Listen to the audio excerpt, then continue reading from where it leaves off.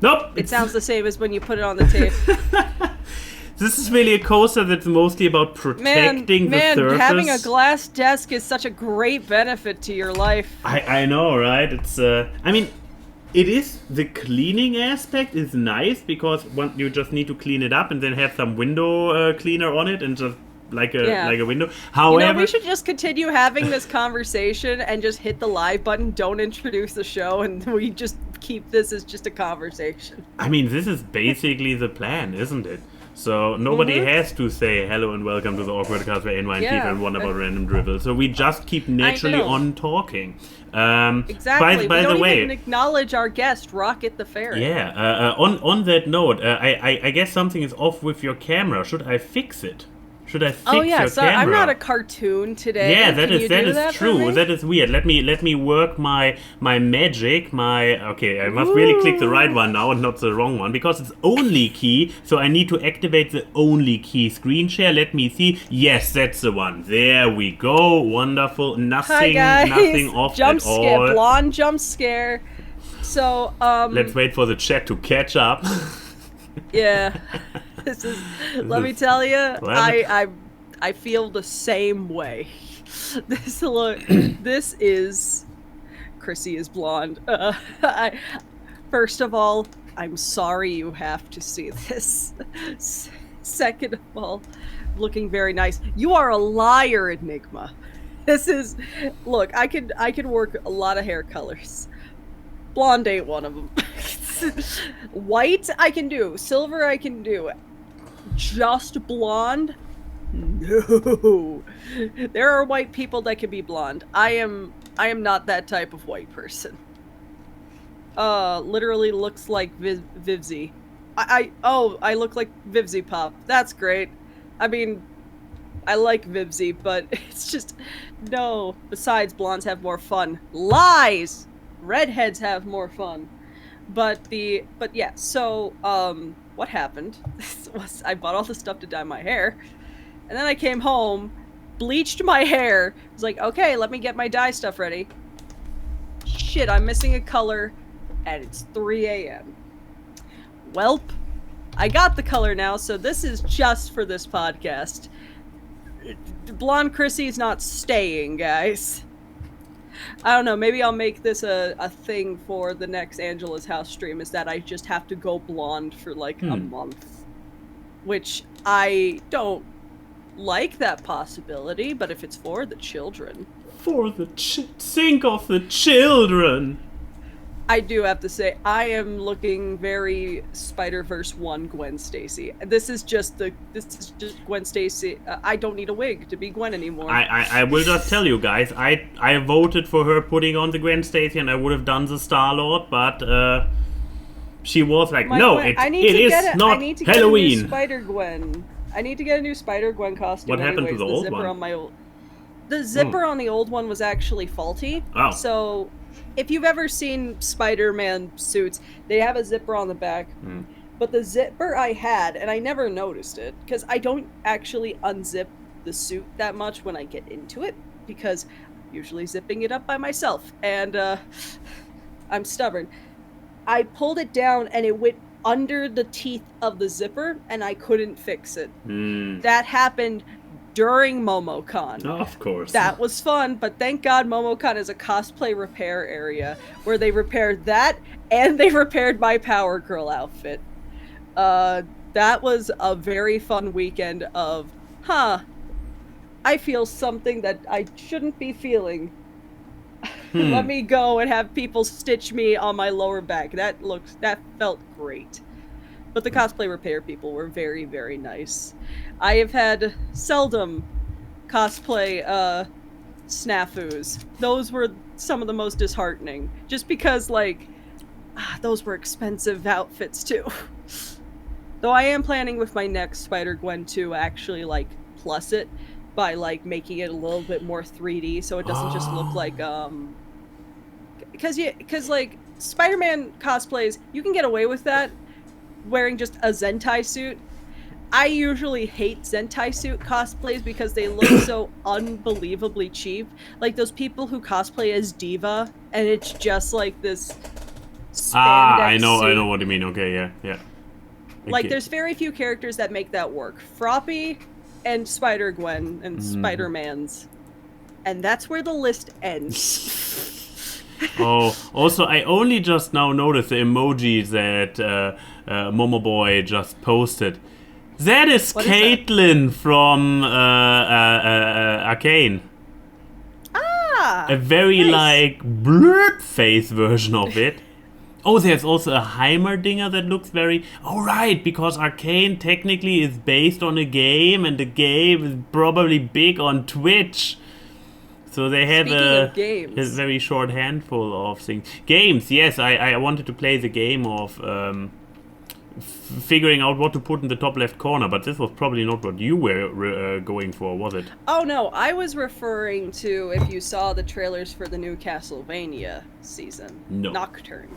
I believe I saw somebody seeing it, but so I will say, people online are pissy babies, because fucking they time shifted it. They time shifted it to the French Revolution, didn't they?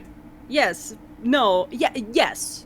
But the thing people are obviously being piss babies about is that they changed the race of one of the characters. What the fuck is that? I was looking for a GIF. So like a perfectly looping GIF. Who made this? I mean, this must have been early fandom, but... Agen Pro. Oh, Agen. Yeah, wow, that's a name I haven't I haven't heard it forever, ever. But yeah, we have this one. I also have this one. Which is I like that one. Yeah. Man, I also like that's also very old because that's what is that from the same artist who made like one of the original ANY like arts? You mean Luna Army? Because you had quite a few arts of you with a guitar. Yeah. And I've never seen you play guitar in real. Especially you own not. a guitar. I own a guitar, but it's a acoustic Western guitar, not a red E guitar. But do you actually play guitar? Or used to, I guess is the proper verbiage. Since I haven't touched it in years, I don't want to know how little is left of it. At some point last year, I had a guitar in my hands and I tried to play a few tunes, but it was like memory has been lost. You could still play Wonderwall. Everyone could play Wonderwall. That is literally the one that I tried. Okay, as a more serious one, but it's kind of unrelated to us, but it's a perfectly looping GIF. Oh, that Scar. That's a good one. It is a good one, but it has nothing to do with us. I love that the latency kicked in with Odie asking, can he play Wonderwall after I asked, can you play Wonderwall? Also, the volume? I guess if you use your imagination, the paw is you and the mouse is me, because totally difference. But I am small. Yeah. Also, I hope we didn't do a properly feedback check with the audience. They could deal how with the audio is. Retro episode, guys, with no audio balancing.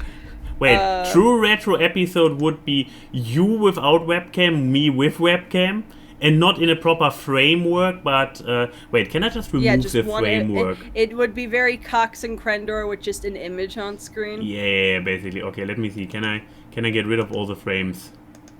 Oh, no, all the hard work. Ta-da! Oh, God. Ew. Put it away. It's naked. No. Wait. Yeah, just with a little flashlights. I hate this. Oh, you could see it. You could see the image of me. The placeholder image. Oh yeah, it's behind my webcam. Yeah, mine is better hidden because there's also one behind me.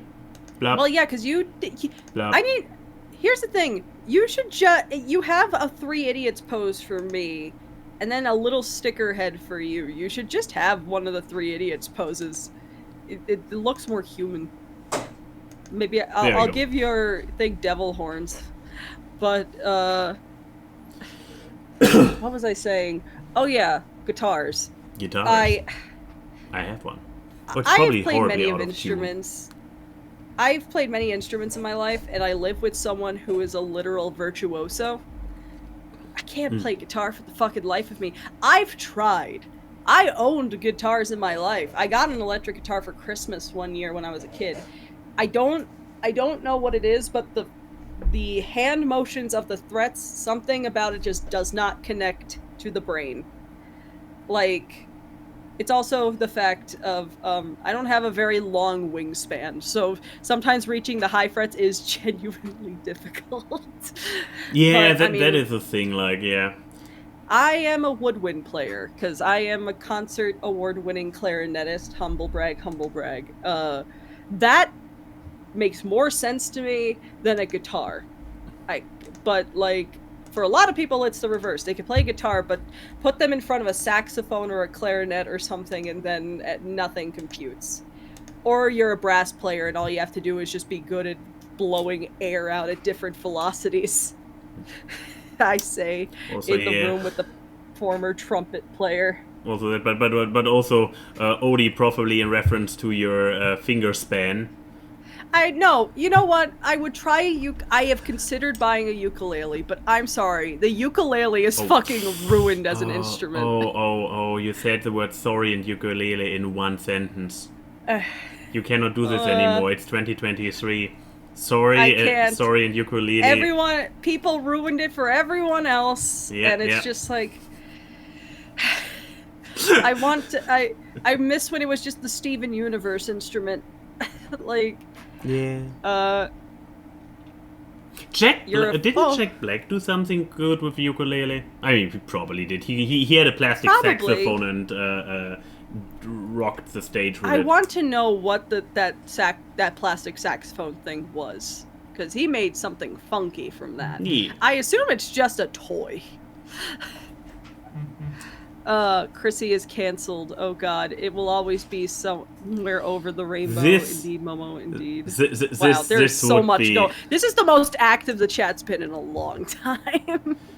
It's true. It's true. I mean, we bring on guests every week, and you guys are dead. But when we're just rambling about musical instruments, you're fucking on fire. Do I need to change us from talk show and podcast to just what is it called? Chatting or just chatting? Just chatting, where it's all about the chat interaction. We're getting the people who would just show up and hear you guys ramble. I mean, this was you told us from the beginning. This was literally the idea behind the show. Yes, and then someone named Max was like, "Let's add guests." Yeah, and then it became a lot more structured, and we lost our way. Thing is, we also became yuppies on a weekly basis. We were running out of steam. We needed the extra element. Yes, I mean, that is true. Here's the thing. I should probably not play this much with a... I mean, if you're going to grab the scissors, let me go grab my giant knife that everyone gets concerned about when I have it. Well, are you going Britney Spears on us?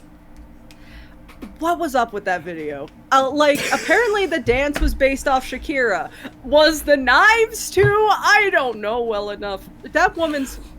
I can't look at Britney Spears without feeling violently sad. And I just am like, are you okay? Oh, I don't think you are. I mean, she's more okay than she used to, so that's it. I mean, yes, I would. You would be more okay too if you're not in a conservatorship, which is just, my god. Modern day slavery. I mean, like... The conservatorship... Hey guys, this is a fun topic. Oi! The conservatorship Momo, leave your mom out of it. We are allowed to play with scissors. Don't tell mom! But don't tell mom! Don't tell Denim Ninja, though. But, I keep my scissors. Brett's not home. I could play with knives. Let's see how close I can come to my face without cutting me.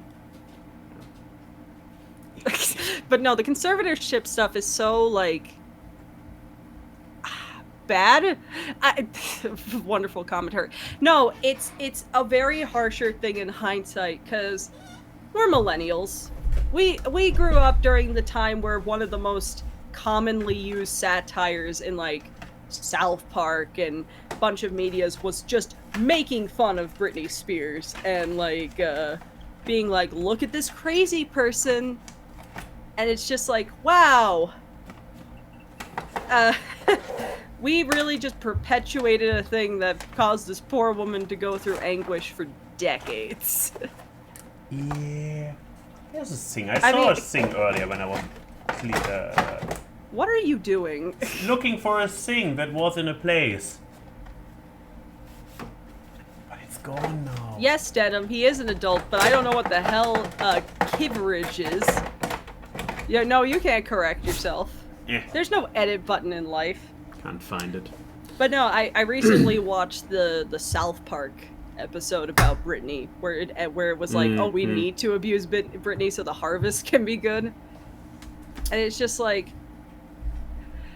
I just feel bad thinking about it, because that was like, that and making fun of like Amanda Bynes and Lindsay Lohan was like a big thing in the 2000s. Like, these were people who were just children and got fucked over.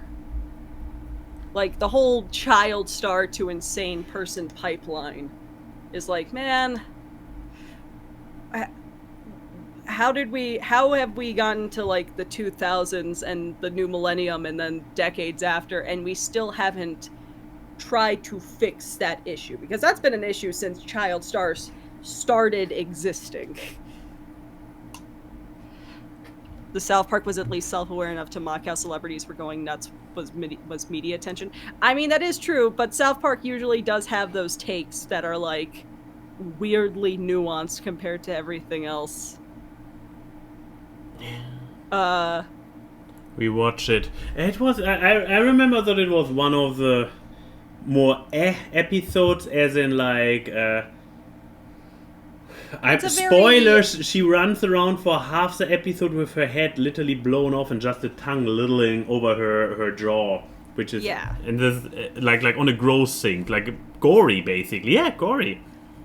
It's an episode that's more interesting given the new context we have. But back in the day, like, it's a very episode. That's the thing.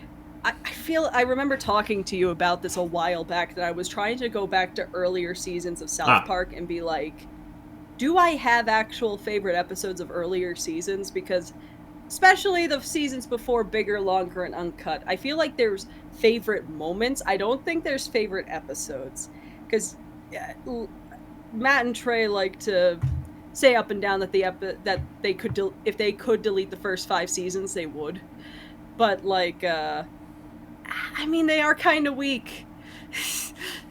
But I mean, it's a show that actively got a lot better. Yeah, they kept reinventing themselves. Yeah, I mean, I forgot what other episodes happened during the season of that Britney Spears episode. But that Britney Spears episode is probably the weakest point of that entire season. There's a crap ton of South Park. Didn't Bigger, Longer, and Uncut come out before season... Yeah, season 3, sorry. I mean, to be fair, the first few seasons are actually very, very short. They were... I think the first season's actually as short as the new seasons that are only like 8 episodes long. Which, I want this fucking pipeline of streaming seasons and everything being only like 8 or 10 episodes to go away. Yeah. Shows are too short nowadays. Yeah, I mean, also there was this weird thing, like, where, wasn't She-Ra one of the main examples, where, like, 5 seasons dropped within 1 year, and it's like, this is not seasons anymore. And especially since, like, the middle 2 seasons of She-Ra were just, like... So this was just 1 season originally, right? That you split into 2, because it was, like, 7 episodes, and those 2 seasons, when you put them together, is actually just 1 arc. It's just, like, I feel like I'm not fulfilled enough with when it comes to it, and it's just, and I don't think that some of these shows are envisioned with this type of release schedule in mind. I mean, also, if it extends their life, I don't even know if that's a good thing. Fucking Dragon Prince is going to have a couple more seasons, right? I know, your favorite show, Dragon Prince. It was among my favorites for 3 seasons. Then the renewal happened. Yeah, God, Dragon Prince frustrates me. Yeah. I want to like it more than and especially since they What is the opposite of front loading? Backloading all the good shit. Like it's because they can get away with it by streaming it. Because they don't have to have a retention rate for viewers to come back a week later. They can just drop a season, 9 episodes by 20 minutes. So what is this? 3 hours.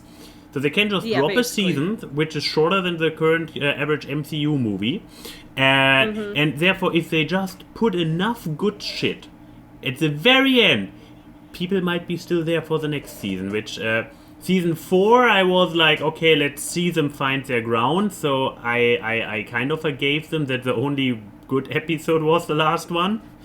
But yeah, season 5... You were nicer to that show than I am. I mean, I'm usually the very forgiving one with shows. The thing is that I ended up for season 4 to compare it primarily to my top 5 yay and nays of the previous seasons. And in this context, I couldn't really unload what was bad about it. Like, fucking time skip, which to this day has not really paid off. But but Max, all you have to do is read the comic book that came. I read the between comic the book. seasons. No, I read the comic book in between the seasons. It doesn't help. On the contrary. Oh, I know. I'm stating my hatred of supplemental material that's not actually supplemental. It's homework. It's true. But no, season 5 was like a super drag until the last 2 episodes. The last 2 episodes of season 5 were kind of epic. Not gonna lie. But you cannot do this. They starve you. Yeah, you cannot. Like they starve you, and then they throw you a carrot, and then you're like, "You're so good because you haven't eaten in like 2.5 hours." Yeah. But also releasing this banger at the end, which is like, you see, we technically can do good show. You better tune in next season. We might do another good one. So it's like the thing where I like to complain about, like when the ending of a movie sucks. Then you come out of the movie and are like, this movie was underwhelming because the last impression, the last bite you have of it is bad. And they they just try to do the opposite, like, just make the last bite taste good, and then people will order it again. It annoys me. I mean, like, we started to think that's how the latest season of Ladybug was, because there was a weird streak of actually decent episodes, and then it went back to being a Ladybug show. And oh my god, my fucking timeline is garbage, but like my timeline has been filled with this multiverse special that they're going to be coming out with, which the name of the special fucking kills me. I remember I was trying to explain Ladybug to Saber Sparks' team because I'm like, this is an essay in and of itself because it's such a example of seasonal rot and shit like that. But the audience, you will not emo Marinette. The one good thing is, honestly, Marinette's like evil design in that for her civilian and her human, like superhero, actually looks really nice. But this is in the upcoming special. Yes, let me get a picture I don't remember of it. Emo Marinette. Yeah, it's upcoming, but I'll get a picture of it. But no, the fucking name of the special is like Shady Bug and Claw Noir. Return to the reverse, like, you know, a very cheeky, like, hey, we're doing a Spider-Verse basically. And it's just like, shut up, you're not cute. Shut the fuck up. They all look like fanfic OCs. Yeah, so do half the creations, half the characters in this show. Oh no! You found an even worse one. They released a picture today of Good Guy Hawkmoth, and I'm. Wait, Good Guy Hawkmoth? Well, yeah, because the thing is that in this universe, the Ladybug and Cat Miraculous are the villains. So the butterfly holder of that universe opens a portal using Alia to get Ladybug and Cat Noir so they can, defeat their other selves. AKA, they don't want to fucking commit to the fact that they, spoiler alert for anyone who cares about Miraculous, killed Gabriel in the latest season. It's just so dumb. Oh yeah, now I remember the end. Oh, the fucking ending. I had to press the memory of how underwhelming, rushed, and bad this and it was a two-parter. How do you feel rushed when you're a two-parter? No, it was really like this epilogue that they just at the end of the last few minutes of the season.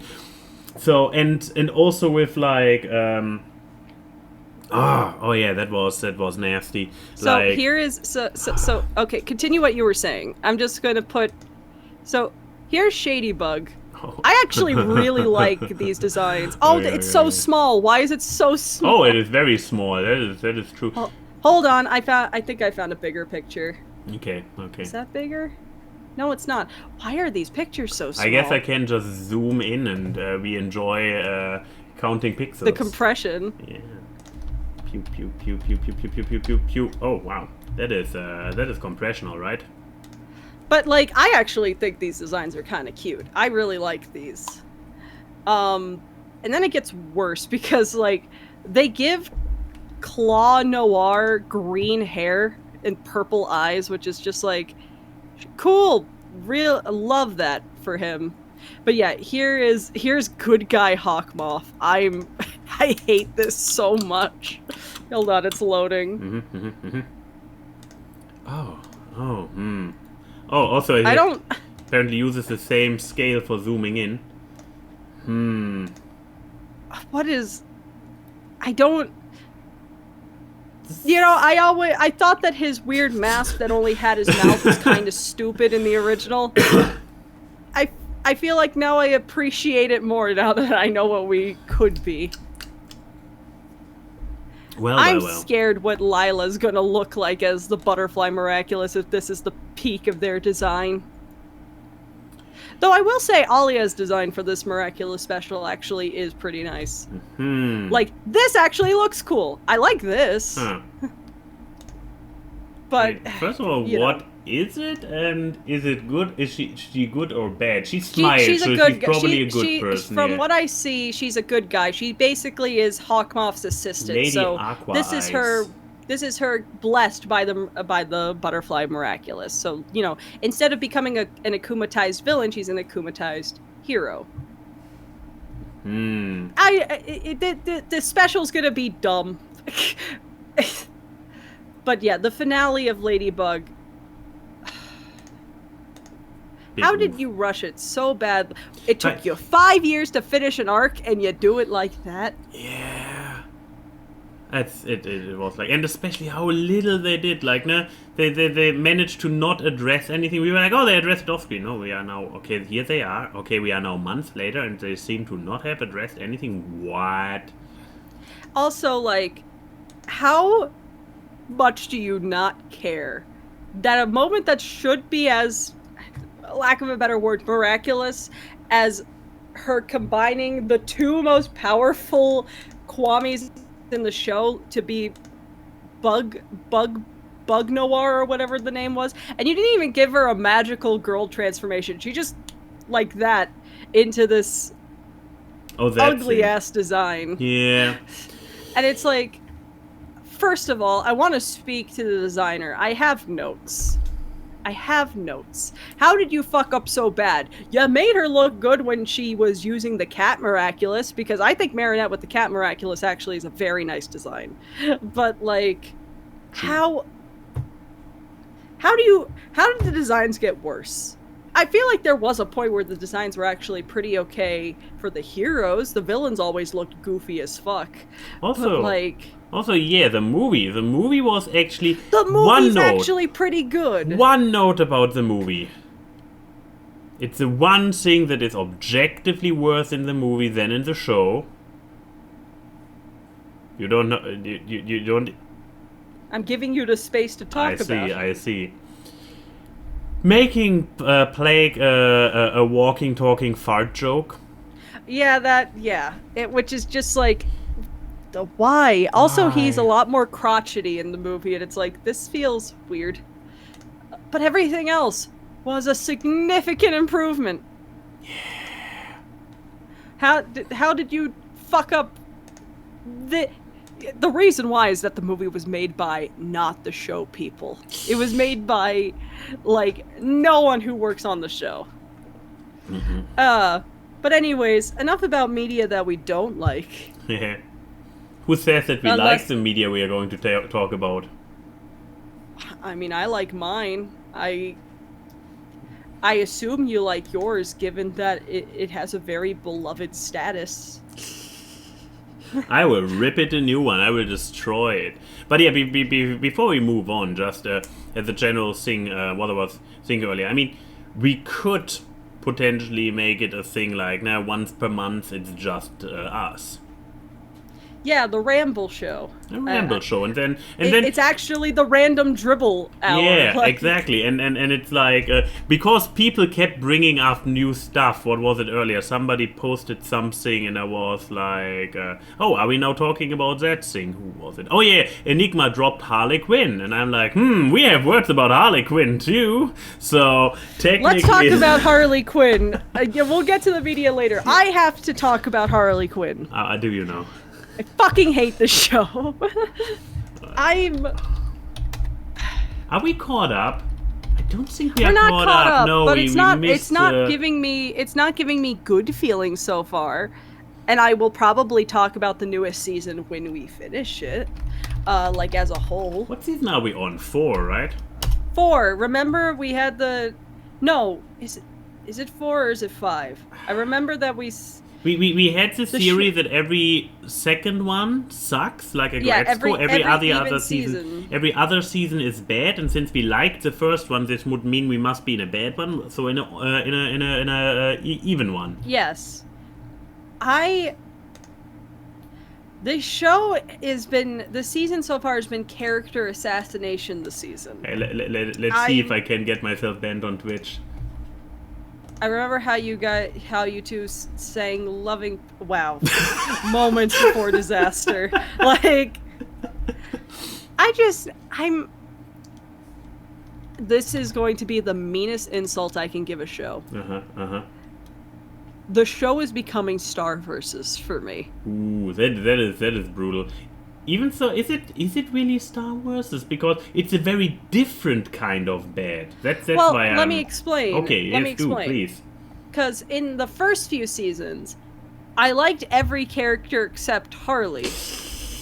In the newest season, Harley may be the only character that I actually like. But she hasn't gotten better. But every other character has become an insufferable asshole.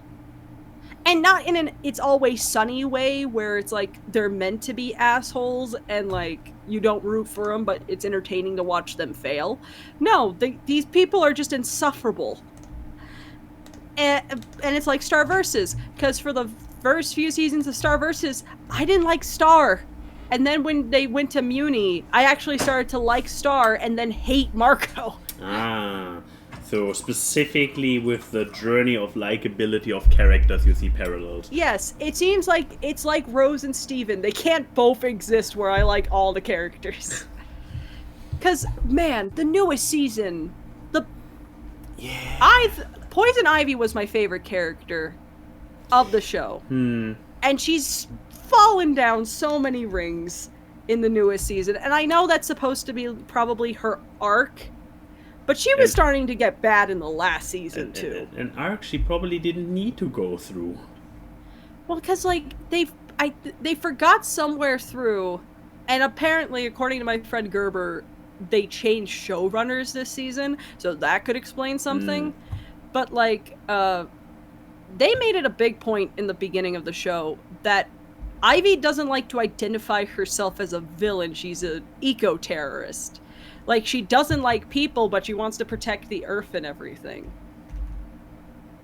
And then Harley, inversely, just wants to fuck shit up and be an anarchist, which was my main criticism with the show, because I really, really do not like that interpretation of Harley, that even without the Joker's influence, she's a shitty person.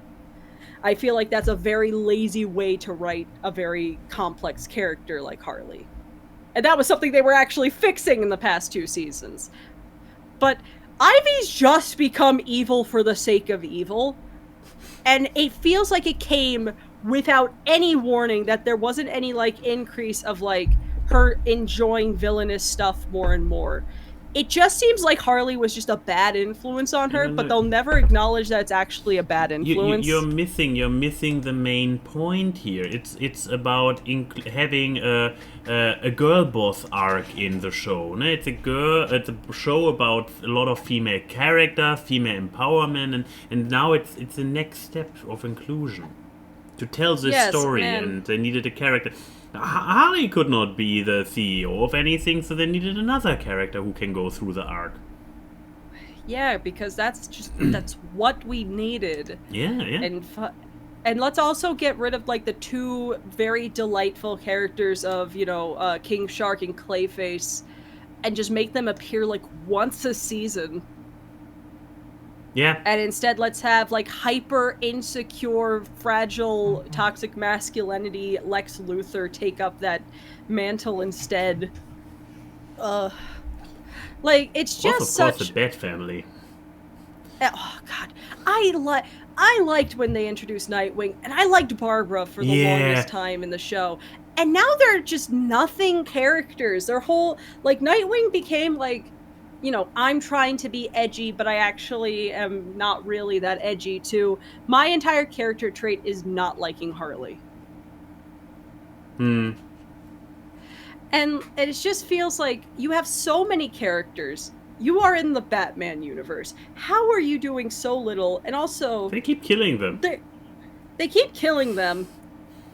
Or reducing them to, like, one-note jokes, especially if you're Nightwing, which that's just been a problem with DC for years. It's just, even the comics have been like, hey guys, Nightwing's just an ass joke. Awesome. But, like, the thing about this newest season that just, it bores me, because me and Max watch this show every Tuesday, and I swear, I just call the tropes right before they come every time we're watching it. Because it's such textbook writing, you said it earlier, a girl boss comedy. Like, so much of it feels so paint by numbers. What are you eating? Oh, is it sour? Ahoy Brause, yep. What do you call it in English? Brause is scissors or sizzle? The thing that sparkles on your tongue. Oh, Pop Rocks? If Pop Rocks are made out of Brause? I don't know what Brause maybe. is. But either way, it's just so, like... Yeah, they're like Pop Rocks. Thank you. Sherbet, soda, shower, sprinkler. What? Oh, Brause. No. Oh, that's the thing that has multiple meanings in German. Yeah, but it just feels so textbook. And it's just like, we've had smarter written comedies than this. And I'm not saying that everything has to be highbrow, but if you're going to be lowbrow, at least be creative with it. This just feels so by the numbers. And it's like, how did you make Harley Quinn boring? And I saw someone say it's a better outing than the Harley Quinn Batman animated movie. Is it? You see, the movie had one thing going for it. It was only 90 minutes and then it was over. Yeah, this is 4 seasons. Also, it was not sunken costs. Endless amount of character assassinations. Yeah. Anyway, so that's my thoughts on Harley. On to but yes, maybe once a month we can do this rambling show where people could just throw us, like, topics and stuff. Or we can just give our current state of the shows we are watching. Yeah. Hope you have a good German Unity Day. Yeah, it's on Tuesday. Yes, it's actually national holiday. When people in brown coats and people in gray coats finally met each other. All of them ugly. It's a quote from a Broadway show I really like called Oh Hello. Oh, hello. where they're talking about the Berlin Wall dropping, and it's just people in brown coats and people in gray coats all were hugging, and it's like, huh. Now I need to look at pictures of the Berlin Wall. Was that a thing of just people in gray coats? I guess if I lived in East Berlin, I wouldn't feel like putting colors on.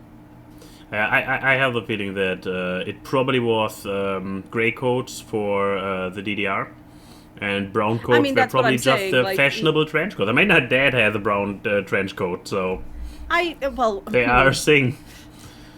Look, I'm also saying I can fully believe that even the side that was more free than the other doesn't utilize the opportunity to wear color when it comes to Germany.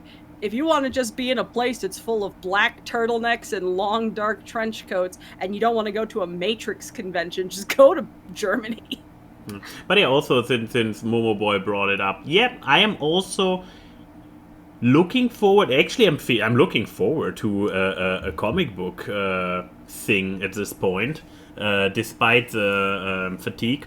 James Gunn taking over. I believe the first movie that has officially, because James Gunn only took over as one of the two heads in the DCEU in November of last year, and if you keep in mind how long those big Hollywood blockbuster movies take to produce, he doesn't really have his hands in anything current. So Blue Beetle was besides getting his endorsement, completely unrelated to or unaffected. Blue Beetle though is involved with his slate. It's just not directed by him. Yeah, but he came in too late to truly. The majority of Blue Beetle was already recorded. It doesn't have his contribution, exactly. Creatively. But it's going to be in the canon, is what he stated. Okay, which is fair, but I'm looking for... but also with the next... There's still some more DCEU stuff before he is officially taken. I assume Superman Legacy is his first official one?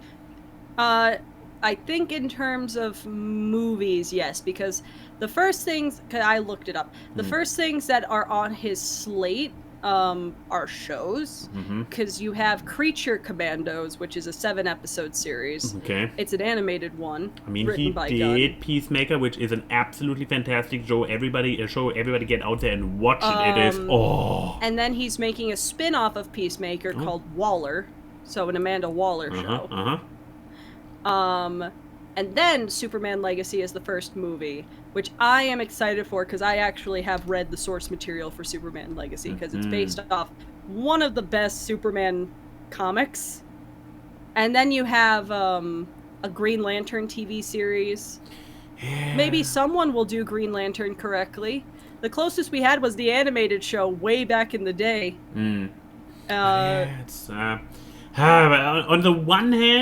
On the one hand, especially with Peacemaker, he has a lot of goodwill on my end. But on the other hand, we are talking about supplemental material. Depending on how you look at it with the movies and shows. I mean, I'm excited for his Batman movie because he's doing it based off the Brave and the Bold comics. Also, the first time I think we're going to see Damian Wayne in a movie. Because it's not going to be Dick Grayson's Robin, it's going to be Damian Robin. Little shit, I love him. He literally called it, it's of Bruce Wayne and also introduces our favorite Robin, Damian Wayne, who is a little son of a bitch. That is a quote from James Gunn, so. Gotta love the man. But yeah, people, go see Blue Beetle. I've heard it's really good, and I am going to go see it. I love Blue Beetle. Go watch Peacemaker. I have seen it, and it is good. Yes, but I'm just excited for Blue Beetle. I've been wanting a Blue Beetle movie for a long time. Blue Beetle's a very fascinating DC character, in my opinion. But that's just the thing, and that's why I'm excited for Gunn, is just, there's so many really interesting DC characters and rosters, and they never get used, because it's always going to be like that. Why haven't we had a Martian Manhunter movie yet or something? Or like we've had a Green Arrow show, but we should have like a Green Arrow and Black Canary movie. Though I feel like it's going to be a long time till we get anything Black Canary because of that Birds of Prey movie that came out.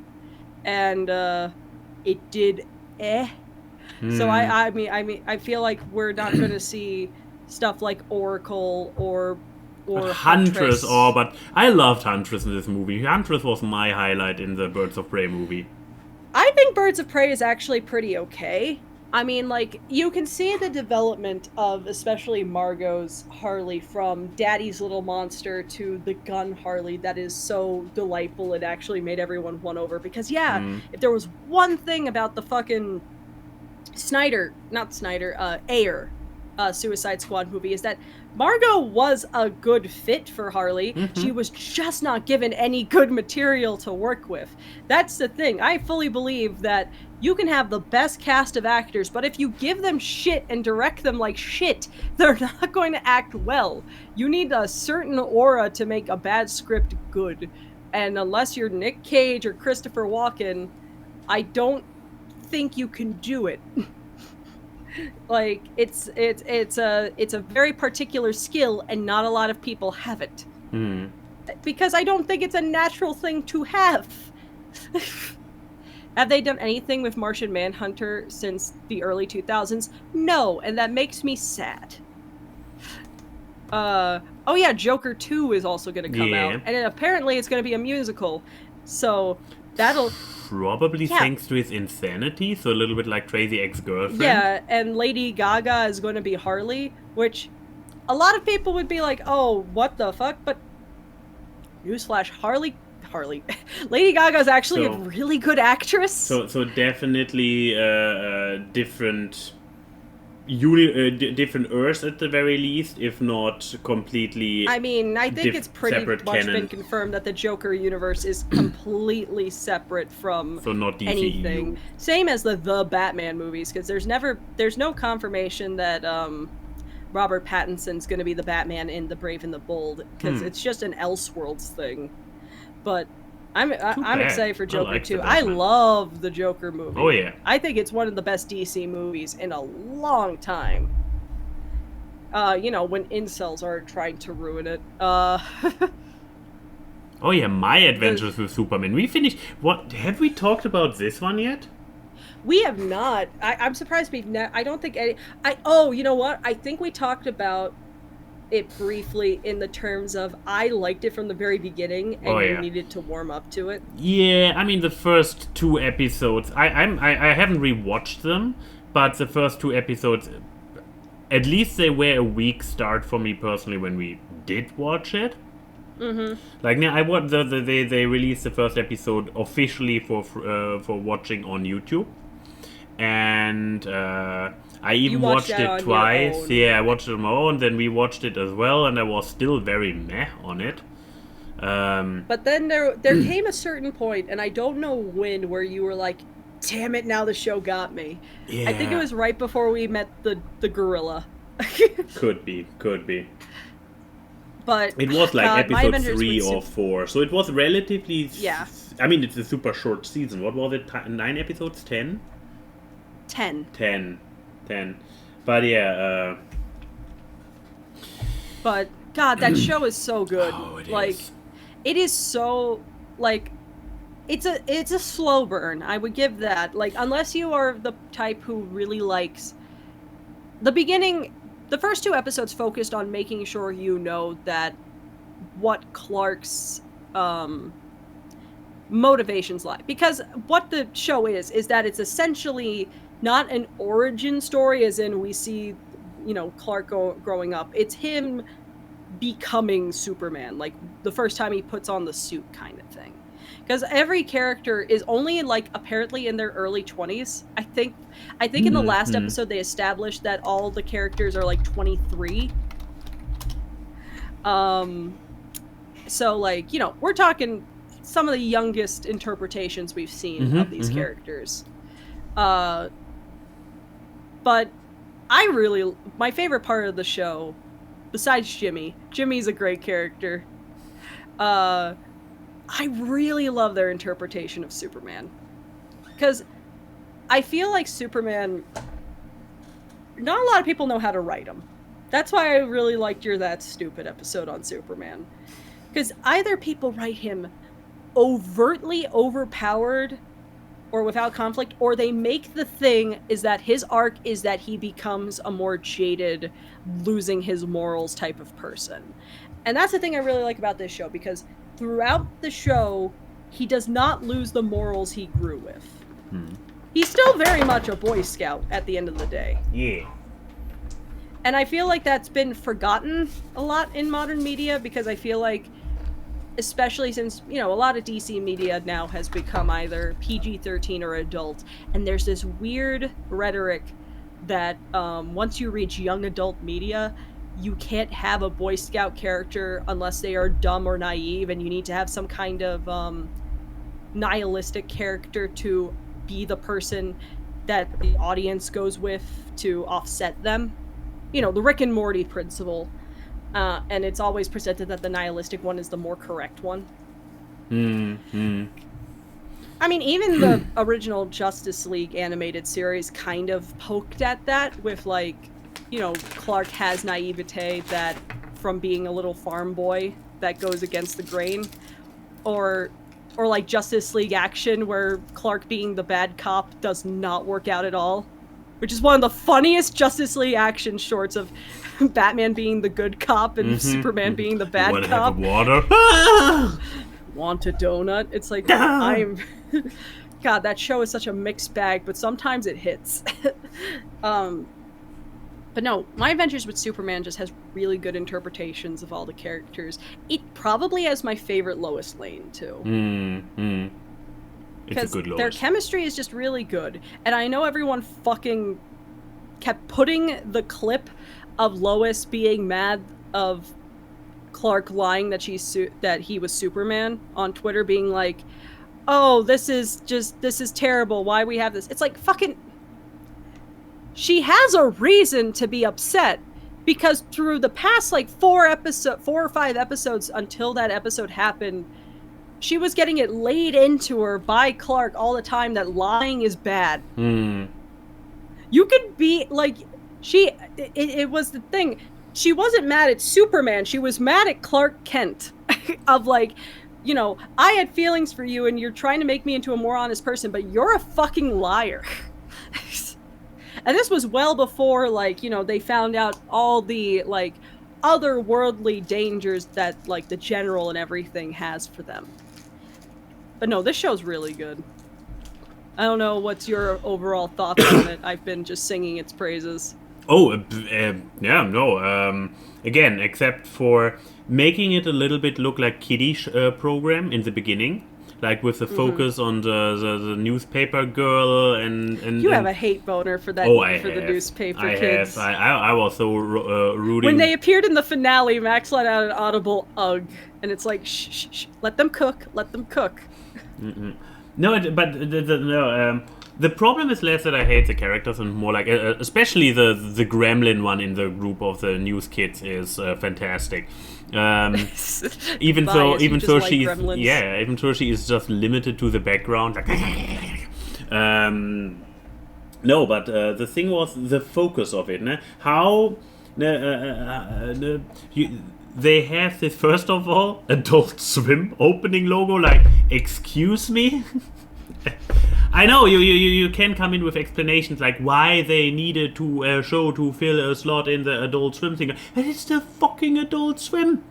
I don't say that everything needs to be Rick and Morty. Hopefully, not everything is Rick and Morty, but and then they open with this, how to say Kinderkacke in English, with this children's program where everybody's hunky-dory and Superman is breaking stuff around him left and right, and nobody's supposed to catch on to who he is. And then you have those children who play a central role, and everybody's listening to those kids for oh, we have the network, we know everything. And then on the other hand, you have those hardened criminals who are having sci-fi weapons of mass destruction shipping around, and nothing happened. And it's pick everyone one, becomes fucking super. Yeah, that's also one of the details, is that a lot of the villains, their origins in the show, the context is usually technology based and not mutagen based. I don't think the show's ever mentioned even the concept of what is it in DC? Metahumans? Yeah, Is their it is. mutants? It is. Because Livewire is a big example. Because Livewire was one of the first villains you see in the show, so no spoiler.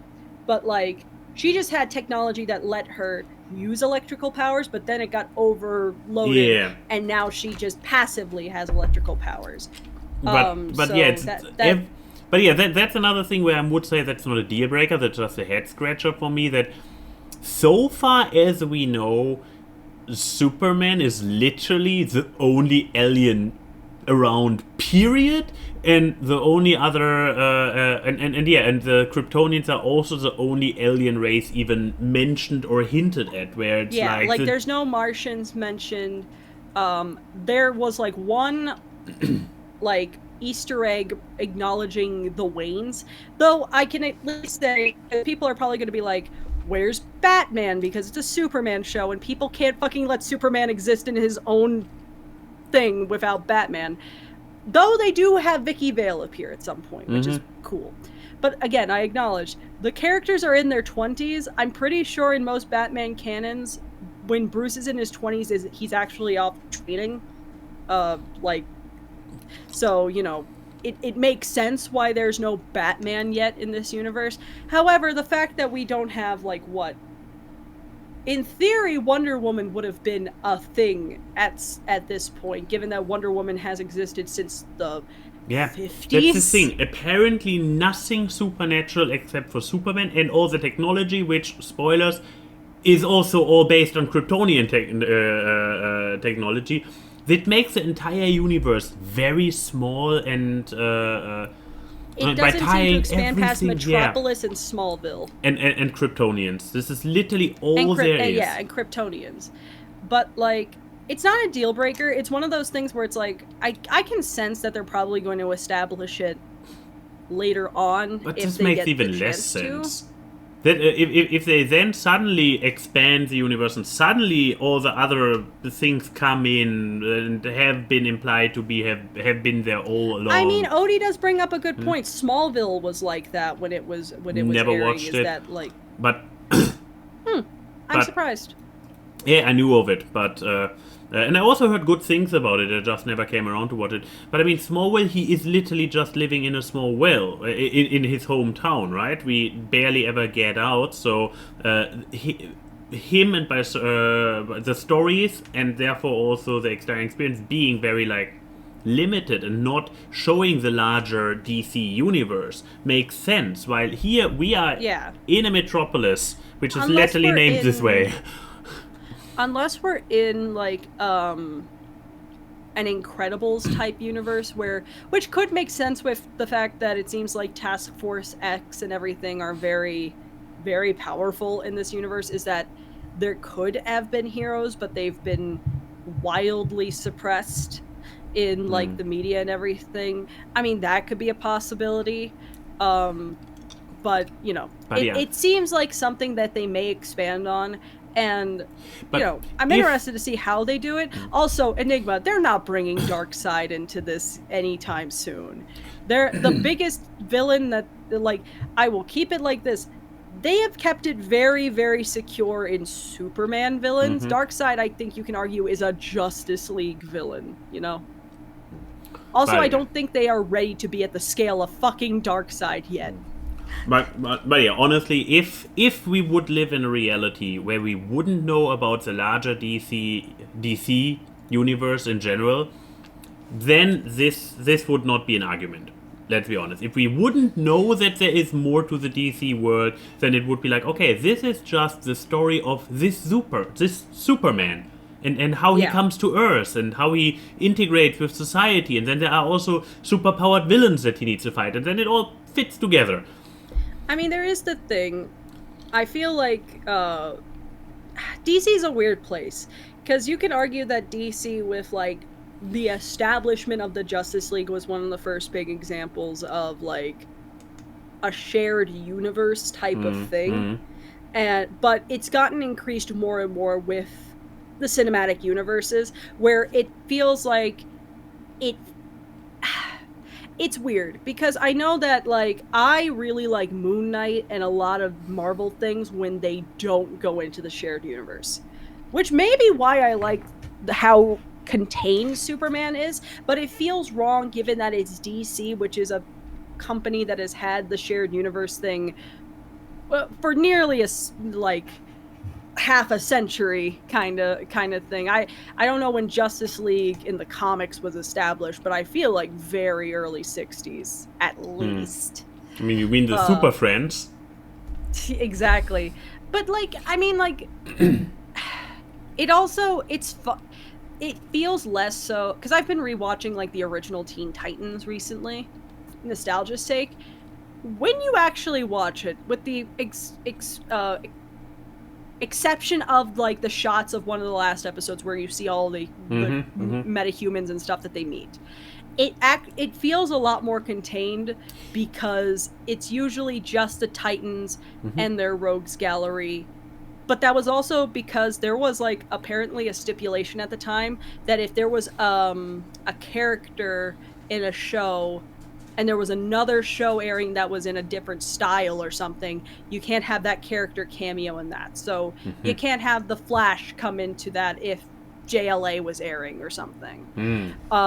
Because there was they wanted to keep things separate. And I don't know if maybe it was because I was a kid when a kid tween when Teen Titans came out, but the fact that it felt that contained, because we never saw Batman, we never saw the JLA in that. But it was okay. It didn't feel as extreme. Yeah, but this one, Teen Titans managed to have the cake and eat it too as well, because the universe never felt. I completely agree with the containedness. No, they had their own city, they had their own villains gallery. You sometimes saw a Wayne Enterprise sign in the background or something, but it never felt contained. I mean, the Teen Titans themselves, you have a dude who can do martial arts, you have somebody who has the power to transform into any animal, you have a literal alien with energy blast. Literal alien, you have a half demon, and a cyborg. A literal cyborg, who's called Cyborg. So already through this cast, you have the feeling that this is a rich world in which anything goes. And their villains come from anywhere. Then you get to like and then you get to like the when did they have the whole arc of Cyborg introducing Titans East? Like what, second season, third season? Something, yeah. But it was also fine because it never felt too small. No, I'm saying that they eventually did expand, but especially when you're looking at the first season, if you discount the Rogue Gallery, it was very much just here are these 5 kids. And maybe Tara, and then you had like the Rogues Gallery with like Jinx and her whole group of people, Slade, so on and Mad Mod, so on and so forth. Yeah. God, I love the original Teen Titans though. Though it feels weird because when I peek at Teen Titans Go, they don't have the embargo thing anymore, so they just can bring in superheroes whenever they want, and it feels less. Exactly, but to answer Odie's question, do we want the contained show or want to have a expanded universe? I would say I'm happy with whatever they do, but how they started the adventures of Superman, I am very skeptical if they can now switch from the super contained thing where there is literally only this one alien dude and the rest of the world is just a high-tech reality with just humans, nothing supernatural, no magic, period. Just one alien, so it's basically just sci-fi. They kind of screwed the pooch on the no magic thing with Mr. Mischiefully. But he's such a cosmic being. He's a literal chaos god, though. It could still be explained with sci-fi. No, he's a being from outer space, and who knows what's out there. No, he's interdimensional being. Exactly. So like, yeah, this still didn't sound like magic. So yeah, therefore, if they can pull it off to expand it in a way that feels good or natural, I would not be against it. But at the moment, I'm skeptical, and therefore I would argue that hey, if they keep it contained, it might be for the better. Yeah, especially if you make it like like Joker, where it feels very Elseworlds and alternative interpretation, because they never, they bring up that, Bruce's father, being the mayor and all that stuff. But, like, it never hints that, oh, this is going to lead into, if we're going by the Jack Nicholson era, him being, what is it, Joe Frost or Joe Chill, the name, being that person who was the one who killed the Waynes. I want to keep, I'd rather it be self-contained, just because I do not know how you could organically expand that universe. Exactly, my point, yeah. If they do it, and they do it well, I'll be impressed, but it's Same. like, it's one of those things where it's like, you've done a lot of things well, but I still am kind of like, with the things you've established, like, how they established Deathstroke, Livewire, all the different villains that they've had so far, with the exception of, like, the villains in the finale.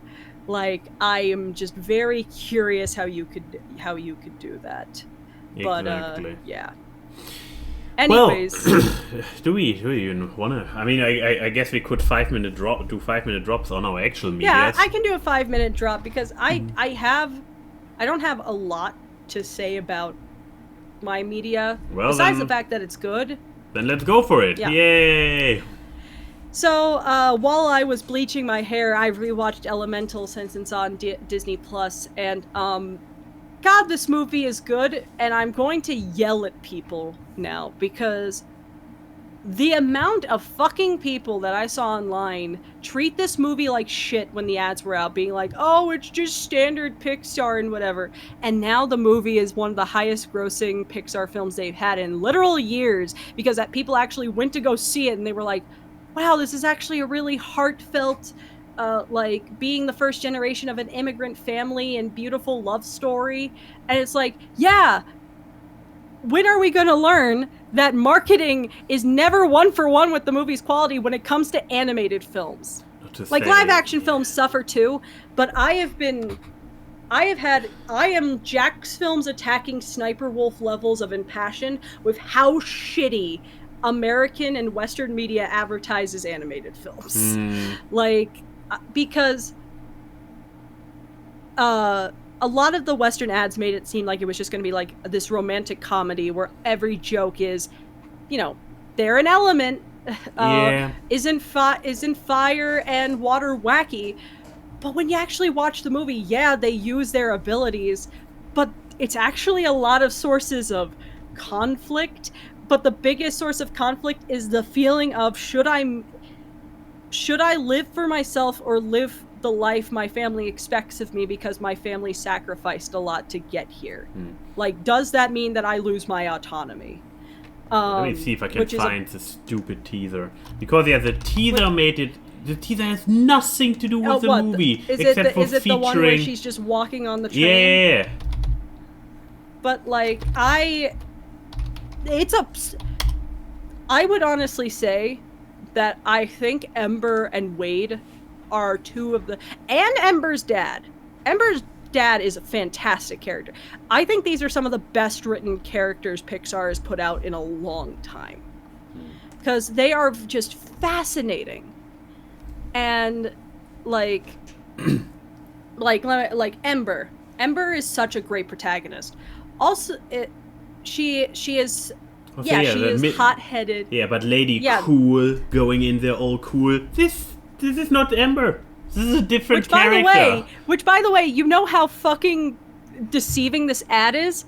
One of her big things in the beginning of the movie was that she doesn't want to go out of Firetown. Yeah. And that it would take an act of God for her to get on this train, and she's acting like it's nothing. Yeah. Exactly. Like, there had to be a better way to establish these characters. This is not her. Huh? But, like, yeah, Ember is this hot-headed character, super independent, who is the daughter of two. What is literally, by the admission of the director, allegorical for his Korean immigrant parents. Like, it is... And, she helps run a store with her father that her father built from the ground up. and she wants to, you know, keep that legacy alive, but she has her own passions and everything that she doesn't try to achieve because she feels like she owes her parents a lot because they sacrificed a lot for her. And you know, that is an actual like conflict that a lot of you know, kids of you know, immigrants have when you're like a first generation or a second generation. And that's a really, really interesting concept that they handle very well. She is such a likable character, and so like believable. And then you have Wade, who is a child of privilege, but he's not like spoiled sweet. He just he's very open-minded. He has his own traumas, and he's super supportive to Ember, and these two are the cutest fucking couple. I love them so much. But, you know, they don't treat Ember's parents like villains. Quite the opposite. Like, there's no villain in this story, which some people may say is a turnoff because they want more villains and everything. There doesn't need to be a villain. There can just be a conflict. Coco would have been better without the villain. I agree. But there must be more examples.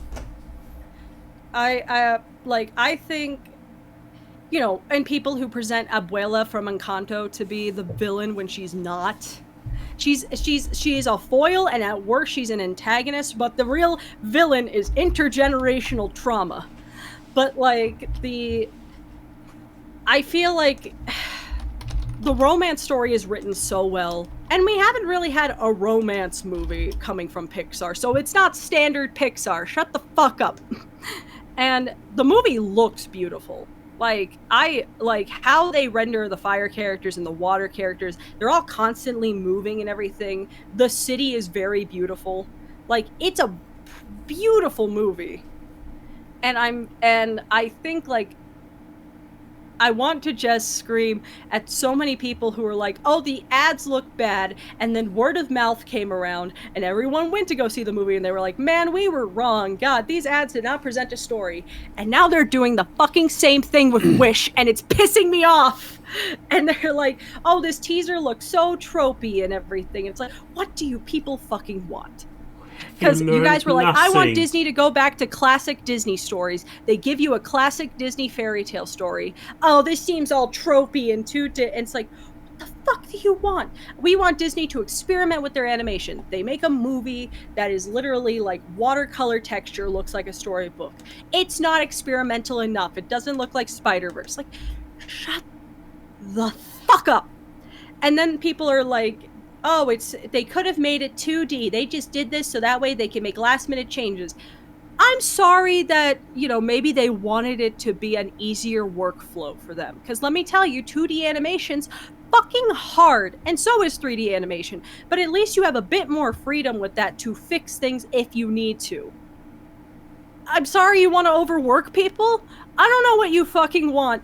But you guys have seen what happens when you judge things based off trailers, then you go see it and it's actually good, but you don't learn from history because now you're doing the same thing to Wish. And it just... People annoy me. And I am of the firm belief that animation fans, especially on social media, don't actually like animation. But yes, if you haven't seen Elemental yet, please go see it. Like on Disney Plus and everything. Show them that the numbers are there, because at least, thank God, word of mouth made it actually earn a lot, and overseas it's a big fucking hit because, you know, every ad that wasn't a Western ad actually showed more of the actual story of the movie. I know that because I had to collect a lot of Korean ads to get footage of that movie for Saber's review of it. And I was like, these Korean, Chinese, and Japanese ads are actually much more reflective of the actual movie's plot. Funny that. But yeah, give it a watch. Because, look, everyone complains that we have too many sequels, IPs, and remakes.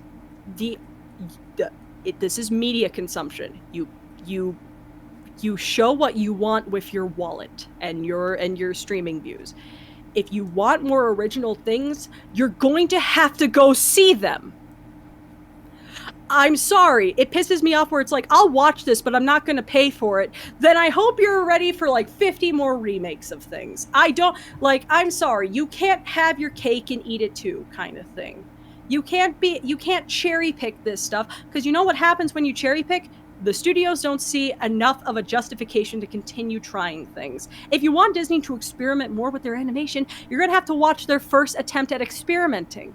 Otherwise, you're going to be like, oh, people don't want this, let's go back to our standard. Am I crazy? Am I crazy that I think that this should be just, like, basic media literacy and understanding? I don't. Yeah, I've used Elemental as a jumping off point to yell at people because people have been pissing me off this week about Wish. But I can't say that my media is Wish because it hasn't come out yet. Technically, by our definition of media, you can. True. Our Plus, definition of media is anything you have anything to say about. Especially my industry friends have seen a lot of work prints of Wish so far, and they're like, this is really fucking good. Also, we get a classic Disney villain. You know, in a movie where you're meant to have a villain. I mean, I'm glad that the best discourse that I've seen are everyone being like, why did they make the king hot? I don't like that. And it's like, see, that's a discourse I like. Make people just want to fuck the villain. This is what we need. Anyways, so that was my media. Yeah, since I have -1 minute of my 5 minutes left. Sorry. Yeah, it will be a quick one because it's basically Denim has not seen or had not seen Mean Girls, the 2004 cult movie, and cult movie. It made a shit ton of money. What are you talking about? It's not a cult movie. Does it not have cult status? Cult status would mean that the movie didn't do well in theaters but has a dedicated fan base. Star Wars is a cult movie.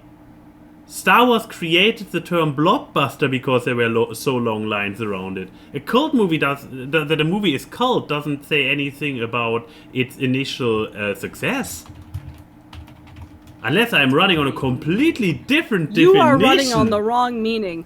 A cult film or cult movie, commonly referred to as a cult classic, is a film that acquired a cult following. Mm-hmm. Cult films are known for their dedicated, passionate fan base, which forms an elaborate subculture. Mm-hmm. Members who engage in repeat viewing, dialogue quoting, and audience participation. Mm-hmm. This is usually caused by the fact that the movie was not a big hit. Usually in not. This happens. Inclusive definitions allow for box office bombs or critically acclaimed but low-earning movies.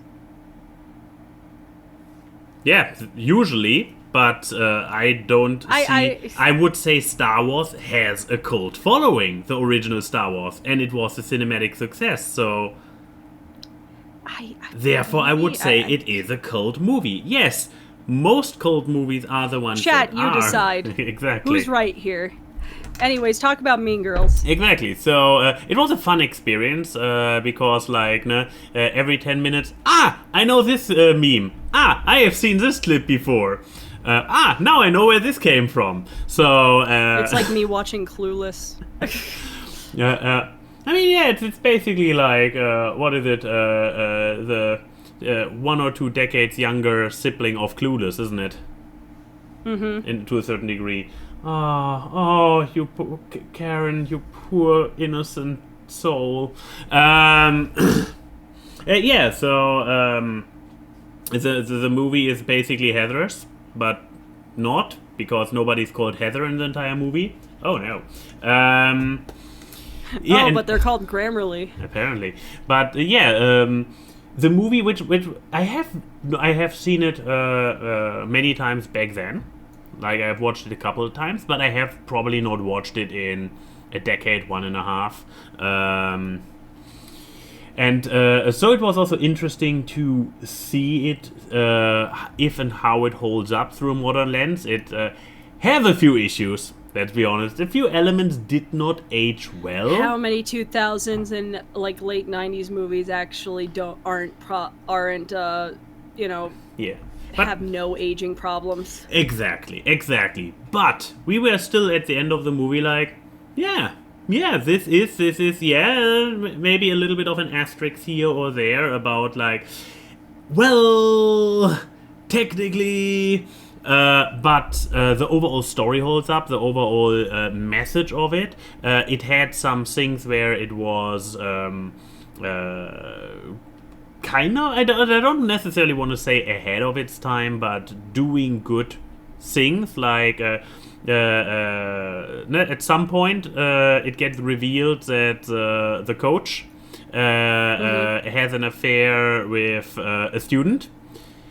It's the first moment when this gets introduced. It gets a little bit played like for laughs, like a joke. It's like they first it's the rumors, and they are like, "Oh, coach," but then at the end of the movie, or late into the movie, the headmaster of the school, what was it, the principal, comes in, sees him, it's like, "Coach something, take your and he's standing there with a baseball bat, like, "Take your hands off those minor girls." The coach like, I just turns around and runs away, and there's implied that there is criminal investigations against him afterwards.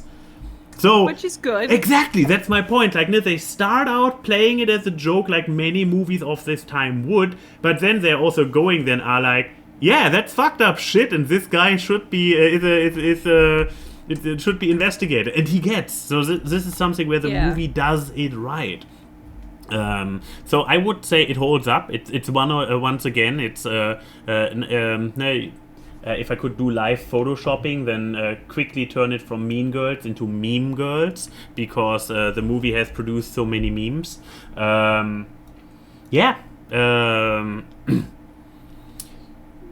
Little bit, no. Maybe don't let it watch the kids, but it's not for kids anyways, right? What's the age thingy on it? It's not. It was not made to be a kids movie. Exactly. You should not have it. If you're gonna go watch it, watch it with the context that this was an aughts movie and everything that comes with the tag of an aughts movie. Because look, I like a lot of 2000s movies.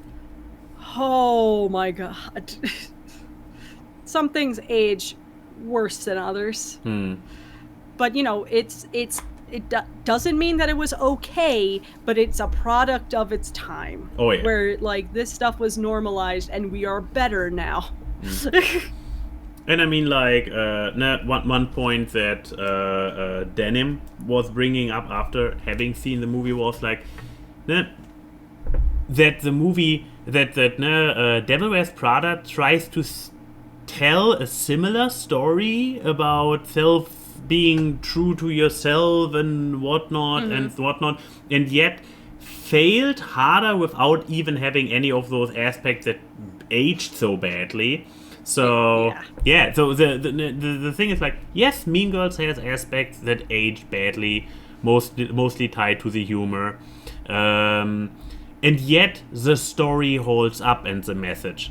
Devil Wears Prada's problems are intrinsic to the writing, and they were even bad back then. Like so, people, if you want a more edgy pink movie because Legally Blonde is too wholesome for you, it is go very watch wholesome, Mean Girls. basically. I love Legally Blonde. Yeah. I gotta talk about the musical as an awkward casting, because there is a pro shot at some point. So someone remind me of that. Okay. I'm putting that on you. But there for shouldn't be now, responsibility on me. Maybe a quick word on the art of the week. Oh yeah, look what Max. Look what Max made. Yes. Another fusion. Tell us about it. I guess let me bring up the entire wheel for context. I'm well prepared. So I waited there. Finally got to the point where. Wait, I'm not sharing my screen, am I? You are not. Okay. You are not. Here is the entire wheel. After starting out drawing original drawings of the three base characters, Mina, Rayla, classic Rayla, I want to say. Not time skip Rayla. Not lame mom monkey Rayla, and of course. Talking about character assassination, am I right? And best Undertale character. Alphys? No, that's not how you spell Undyne. Goat Mom, your favorite character. Yeah, that's not gonna happen. That she gets any fan art from me ever. No, but yeah, I finally got to fill the last one on the outer gap. And now I'm currently working on the inner one. Yeah, the combination of this was actually like,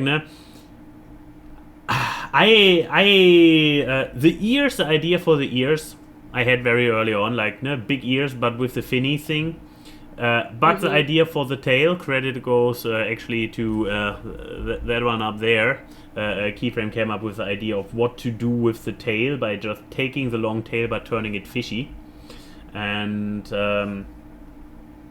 among the...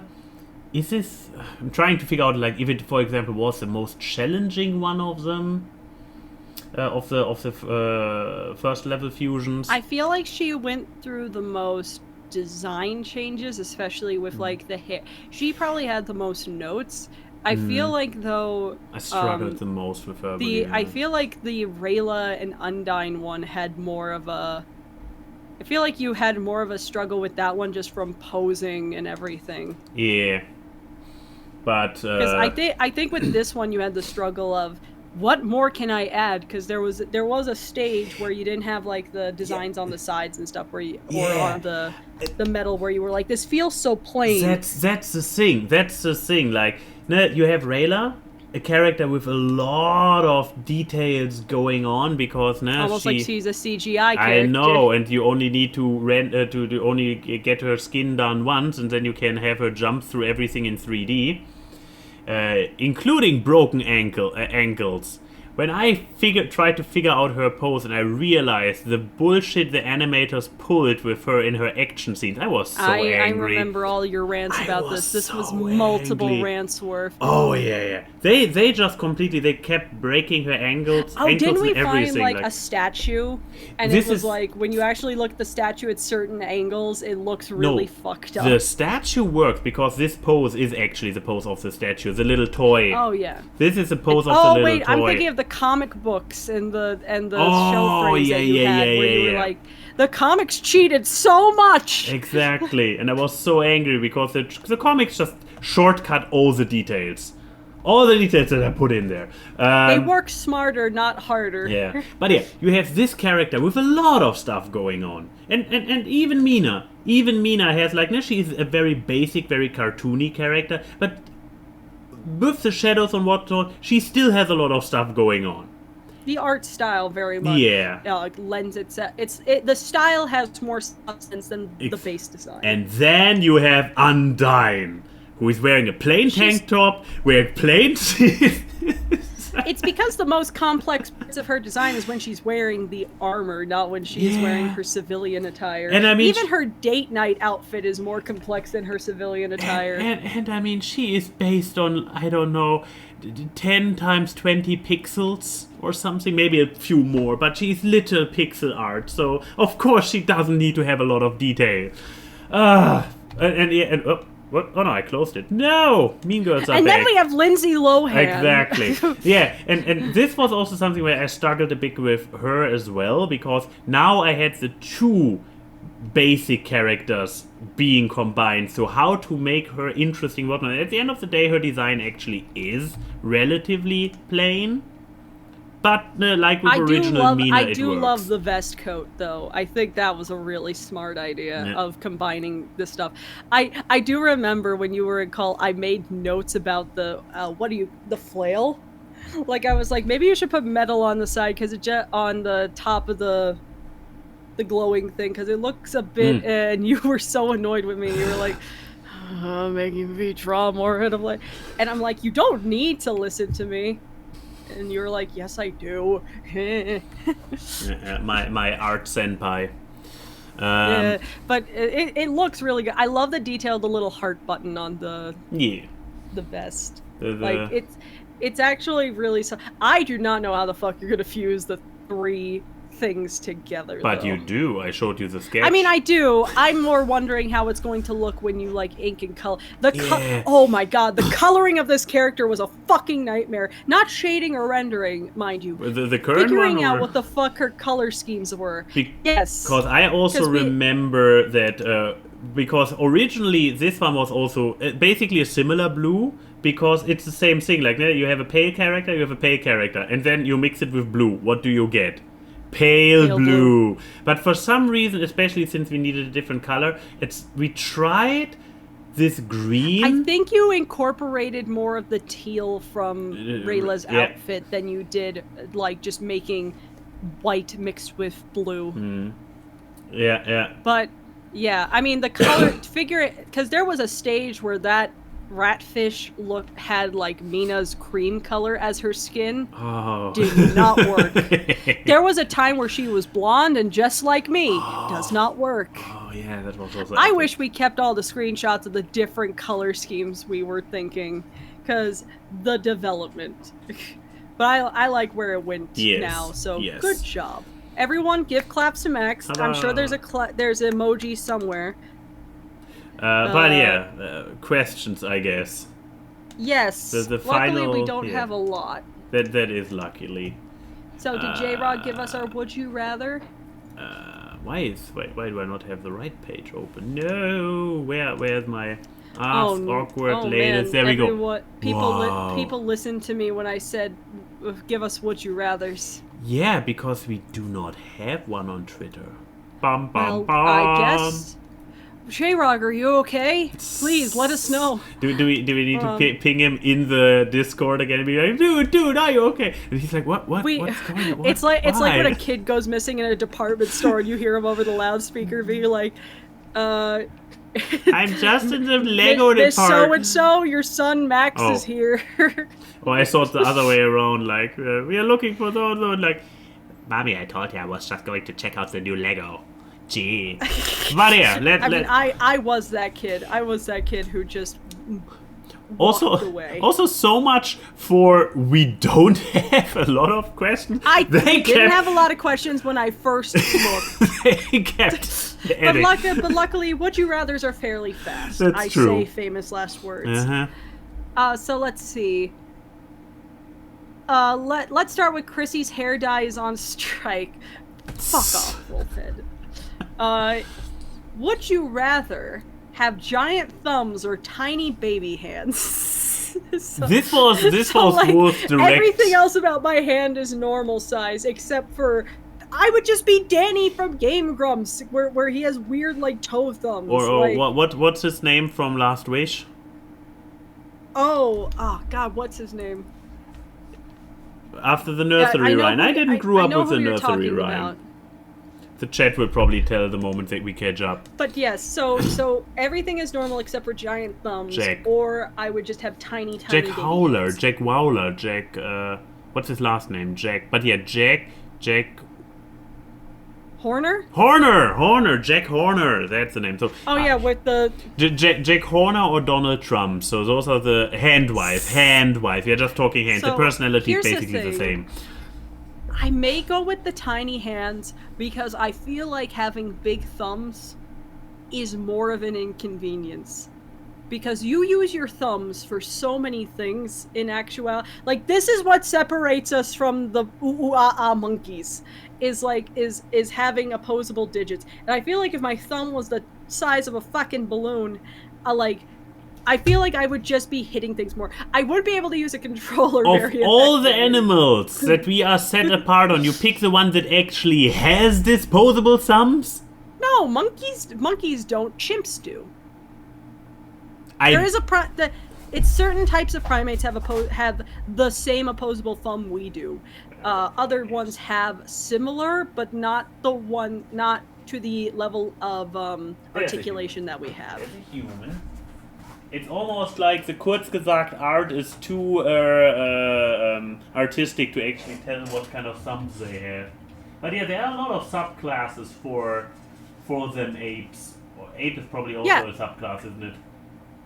No, I have looked it up because I'm not having another Acropolis moment with you.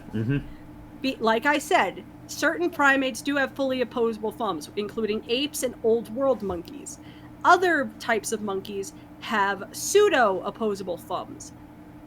So monkey is the top class. Or is primate the top class? There's apes, old world monkeys like gibbons and chimps and stuff, and then there's new world monkeys where only the colobus monkeys have fully opposable thumbs. The rest of them only have pseudo opposable. Science, bitch. Anyways, as I was saying, I feel like big thumbs would be an inconvenience. I didn't mean to try to actually monkeys. Trying to figure out. I'd rather go with the baby hands, because you know what? I feel like baby hands, I may have to hold things with two hands like a child, but like it wouldn't be the worst thing in the world. It's like, as long as I can hold my tablet pen, which, have you seen a baby's grip? A baby's grip is like a fucking ant. It may be small, but it's 100 times its own mass. I can still hold my pen, I can make it work. Because I still have long enough arms. It's not like my arms got shorter along with the baby hand. What's your decision? Not sure if we now have to go with a contrarian theme for everything, since we can't do it with FMK, since there are no 3 people. If that's the route you want to go, you can be the first with the would you rather the next one. Because most of our questions are would you rather. I wonder how that happened.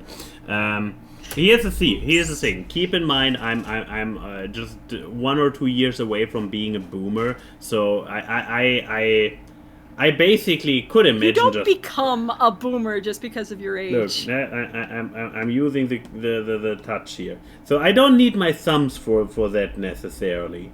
Don't tell me you actually type on your phone like this. I could. See, I totally could. Thank you for the committing to the bit by actually messaging me. But yeah, I guess I could make those sums work, and then I would become world champion in sum wrestling by being the only one in my own weight class. I feel like there would be. It's like when people take steroids, or it's like, have you taken enhancements to get those thumbs? You're just putting steroids only in your thumbs. Also, yeah, tiny hands. I don't know, tiny hands, and if I want to grab you something, can do then this I have more unironically. Yeah, I could play the world's tiniest violin a little bit easier, but no. I honestly like having big hands. You can grab stuff. You have big hands. Yeah, and I wouldn't want to trade them just because my thumb gets a little bit cartoonishly big. So yeah, I don't like inconvenience. Even without trying to be a contrarian, I would probably go for the big thumbs. Alright, so what a twist. Here's one from Magical Dude, and you get to go first. Okay. Would you rather eat a horrible meal than have a great dessert, or have a great meal than a horrible dessert? I'm going to make the addendum, you can't opt out of one of them. I know some people are like, then I won't have the dessert if it's bad. I'll be full after the meal. No, it is a dessert. You eat your dessert. It is handed to you and you have to eat it. I was about to say this was probably the route I would have gone, but since you specifically took this away and I have to eat up, I might go in with, make a callback to earlier in the show where I point out about making the last bit of something specifically good creates this false illusion of it having been good all along. However, we are talking about a meal, and I would rather leave the restaurant with a good taste in my mouth than having the shit taste, having a good big meal that I enjoy. Like, oh no, now I have to eat. Now I have to eat my dessert. And then this is a taste I leave with, and I have to stick with until I can eat or drink something else. So yeah, by that logic, I go with a fantastic tasting dessert, even if I have to bore my way first through the gross stuff. But I could just do it like snake style. No swallowing, not letting too much touch the taste buds. Snake style. You look like fucking Shaggy eating a giant sandwich. Exactly. So, what about you? Well, here's why you're completely wrong. So, and I can't tell it. Let's see. Is this just contrarian route or? Here is the thing. A dessert is always going to be, unless you're going to a fucking Costco serving-sized restaurant, it's usually significantly smaller than your main course, your entree. So what your stomach is more full with is going to be the main meal. I would rather the main satiating thing to be good than the little thing that goes on top of it. If I have a shitty creme brulee that's scrambled eggs with sugar on top, I can at least be like, 90% of this experience was a good one. I'd rather that than 90% of it be bad and 10% of it be good. I mean, yeah, magical doesn't specify if it's just the flavor or everything about it. So that's why I said bad creme brulee, bad flavor and bad texture.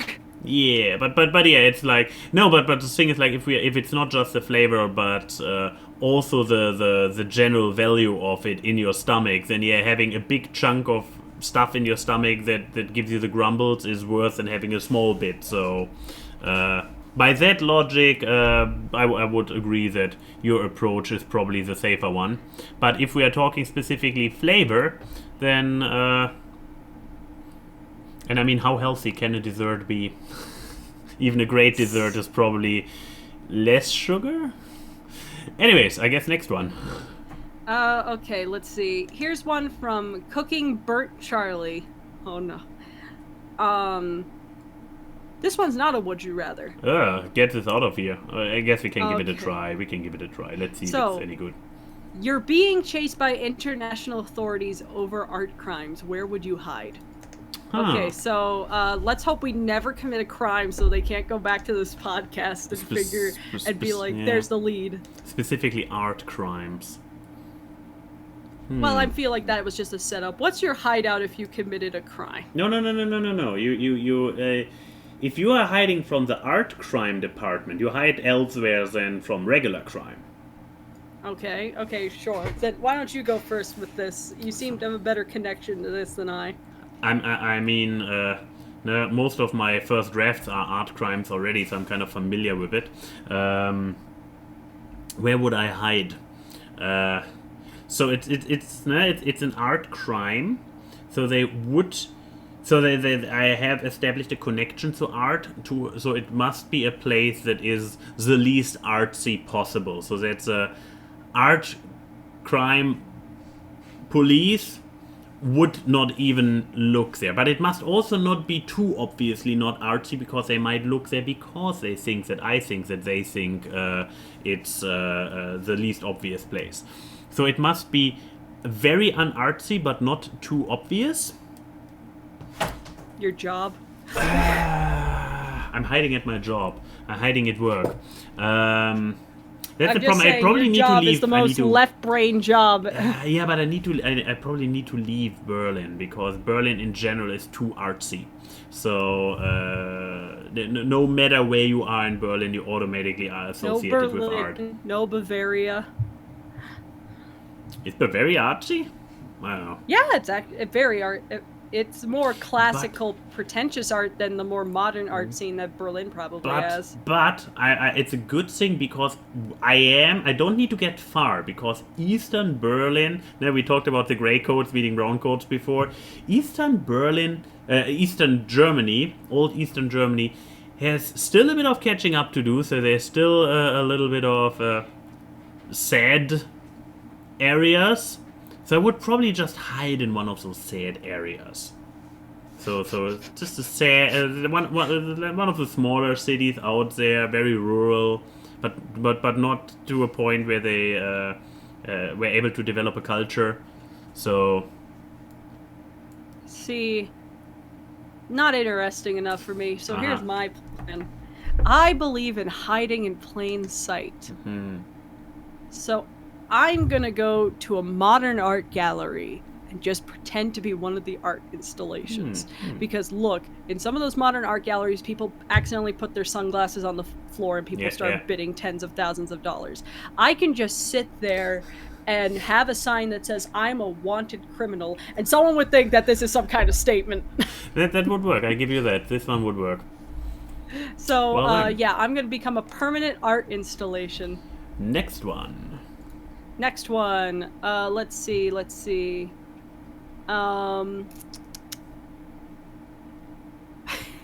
From another one from Wolfhead.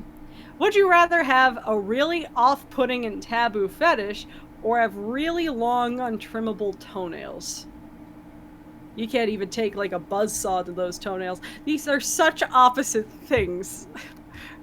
I guess I can go. Here's the thing. I can hide a fetish. I don't need to project what gets me off R. People are chronically online and feel like everyone needs to know what you are into. When honestly, no one needs to know. Your significant other doesn't even need to know if there's other things that get you off and you just have this really weird thing. Like you're into like fucking armpit porn or something. It's like, you can keep that to yourself. No one needs to know that. You don't have to like stuff on Twitter. The bookmark button exists. I can't hide the toenails. Armpit porn is your go-to idea of a taboo fetish? An off-putting taboo fetish? I mean, it's definitely off-putting. Oh, you sweet what, summer is there child. Worse? No, I mean, I know there's worse. I wanted to say a safer option. You have been last year at the E621 game show. You have heard a lot. I know. But I wanted to pick something that people could easily visualize. And whether you visualize it as people just loving, sniffing, and doing stuff, or it's those weird Japanese ones where there's an actual, like, vagina in the armpit. Because those are things, off-putting. I can give an example without going to the most extreme thing possible. I don't have to be like, what's my fetish? When people condescend to me on my examples. Oh, that so gets me off. Yeah, like, that's pretty taboo and off-putting. So keep your gross stuff out of here.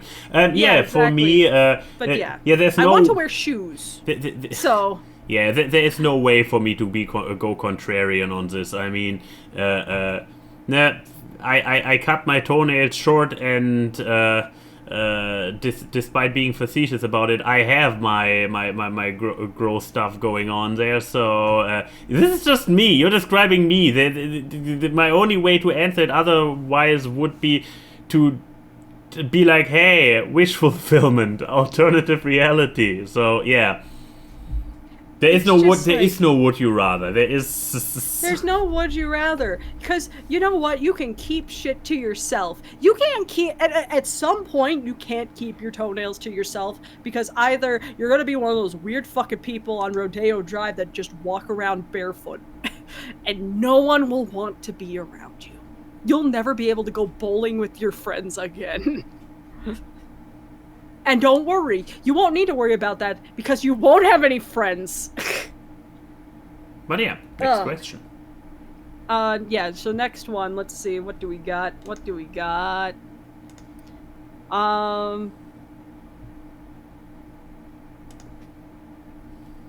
Okay, this is I had to read this over again because, God, Denim went the Enigma route and made a very long-winded one. Okay. Would you rather become a cryptid/folk monster, defining, living in the woods or other wild land of this world but forbidden from directly contacting another human ever again, or become an eldritch horror? Ooh. You can talk to people if they summon you, but chances are their brains will melt afterwards and you spend the rest of your time in a cosmic void. These both sound awful. Yeah, so this is a good would you rather. Max. These are the hallmarks of a good would you rather. Having a not obvious answer. Yeah, so what's your choice? Folk monster or cosmic horror? So, I mean, the Eldritch Horror obviously has a cool thing going on for it. Working in its favor. But there is this cosmic void thing.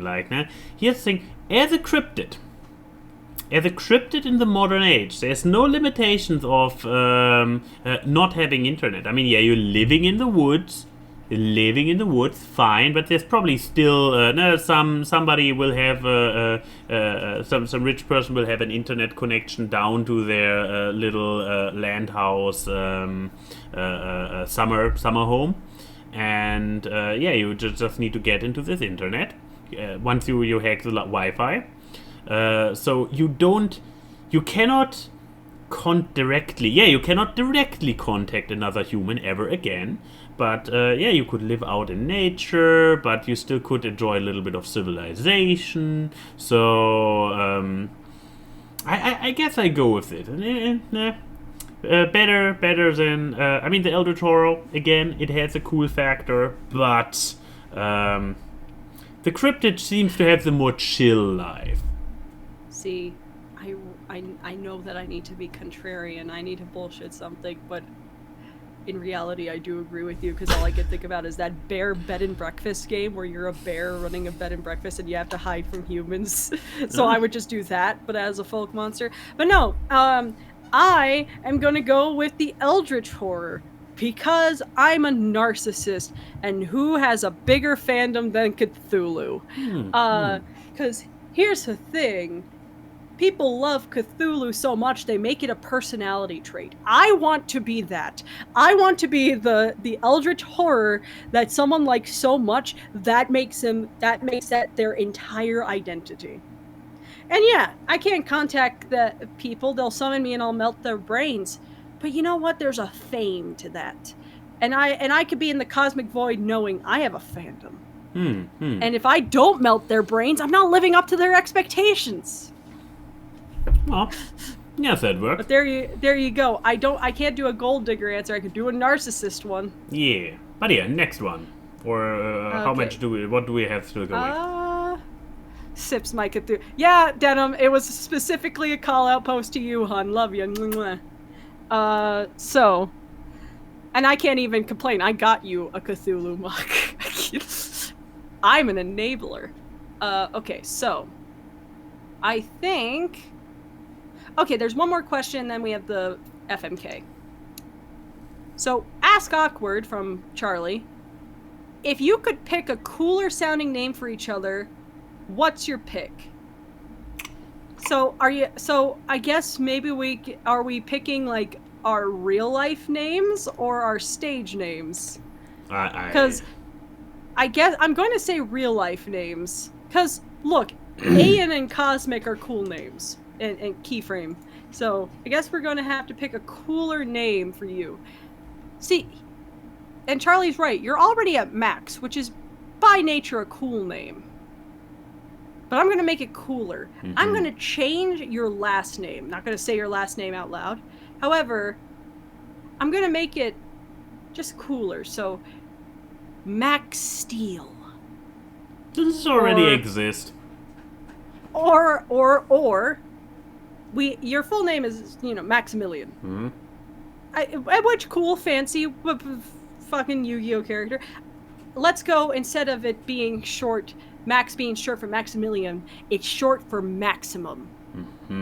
Because let me tell you, if I walked up in a bar, if someone walked up to me in a bar and they said, "Hi, my name is Maximum," and then they show me their legal ID and it says that, I'll at least be interested enough to have a conversation with them.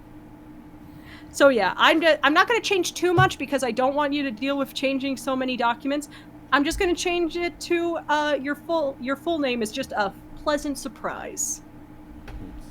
I see. Now, what about me? I don't know how you can get cooler than Christine Marie, the most milquetoast name on the planet. I mean, first of all, we can we could bring back an old classic with Chrissy. Just Kriss EA or Y? I don't even know. But the KRI was the important part. No.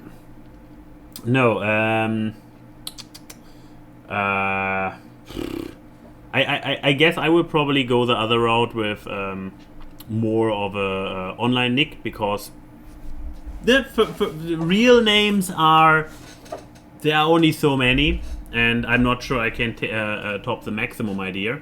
So an online handle. So we are currently at Cosmic Keyframe. Yep. So how can we? What was the exact requirement? The exact requirement was make it cooler. Okay. How do you make Cosmic Keyframe cooler?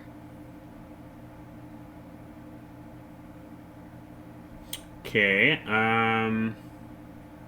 There's already a K in it, so Yeah. I'm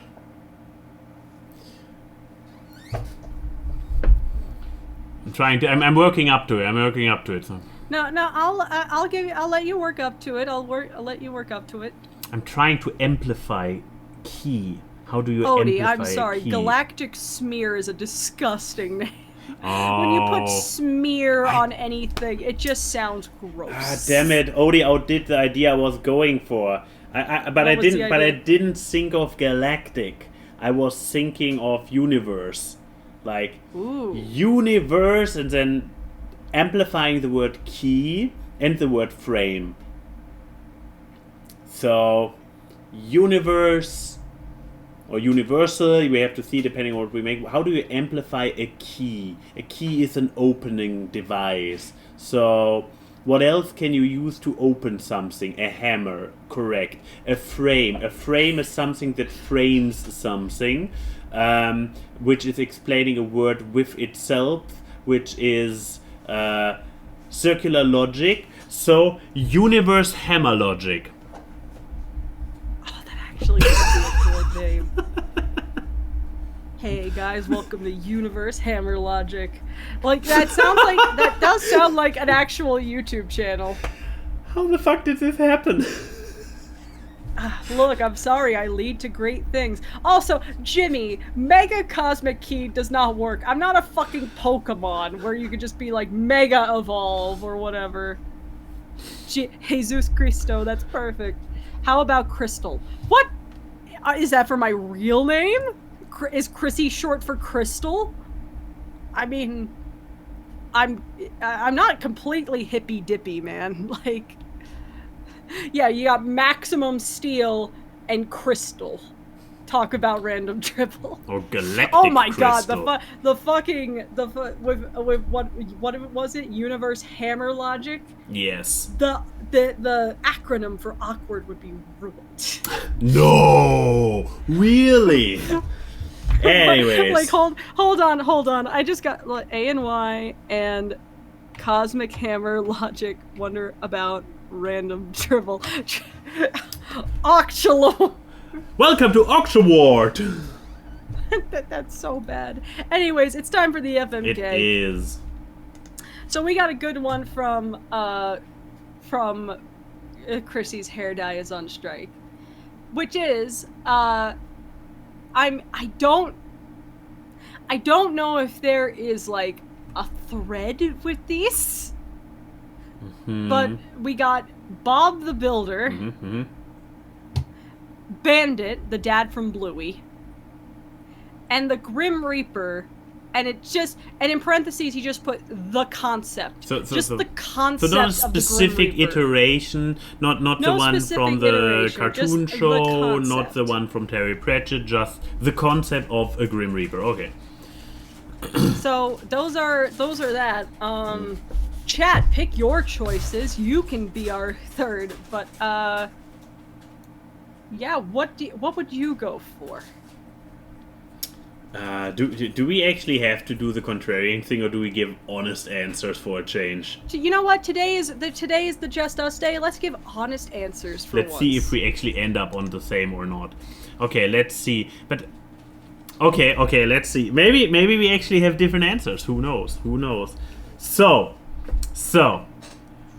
kill Bob the Builder. Yeah. Damn it, I was hoping for the first shocked expression because now we might go for the same answers. No, I was gonna kill Bob the Builder too. Yeah, this man has living machinery and can build things. How many bodies has he hidden in the cement of his buildings? I don't trust him. I just want to kill him because fuck this dude. Like, nah, what is this? Yeah. Kid-friendly Fix-It Felix? He also just looks very punchable too. Yeah, like, he looks just... There's something about him that gives you the ick. And if punching is not enough, you kill them. That's how you do. Yeah, I mean, the punch could kill him. He looks like a weakling. Okay, maybe this FMK is less of a we give our individual ones, but maybe let's find the correct answer. Okay. We already agreed. We already found that Bob the Builder is the what about obvious. our Mary? Okay. Here's the thing. Bluey is a difficult one because we see his spouseish, his husbando qualities, but he also has 2 daughters, so we know he fucks. I mean, like, and except for his boner aura jokes, gives it- jokes, I have not much going for fucking the Grim Reaper. That is true. Except for being able to brag about the fuck of a lifetime. See, I would say marry the Grim Reaper. Okay. We're gonna go into Gold Digger Chrissy answer. The concept of the Grim Reaper is literally the harbinger of death, guiding you to the river Styx.